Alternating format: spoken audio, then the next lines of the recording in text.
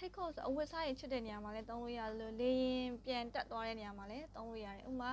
မင်းရဲ့ဖက်နှက်ကိုချွတ်လိုက်ပါဆိုရင် take off your shoes take off your shoes မင်းရဲ့ကုတ်အင်ကြီးကိုချွတ်လိုက်ပါဆိုရင် take off your coat ဥပမာဖျားရောက်ရင်ဖက်နှက်ချွတ်ဖို့မမေ့နဲ့ဆိုရင် don't forget to take off your shoes at the pagoda okay so put on ကကြတော့ဝတ်ဆင်တာရှုဖက်နှက်ဝတ်လိုက်ပါ put on your coat ကုတ်အင်ကြီးဝတ်လိုက်ပါပေါ့နော်put up ကကြတော့ထီဆောင်းတာဥမာနေပူထဲမှာထီဆောင်းပါဆိုရင် put up your umbrella in the sun put up your umbrella in the sun drop off ကကြတော့ကိုကချပေးတာပေါ့နော်ဥမာကိုလူတဲ့နေရာကိုချပေးတာဥမာကျွန်တော်ကိုလေးစိတ်မှာချပေးပါဆိုရင် drop me off at the airport drop me off at the airport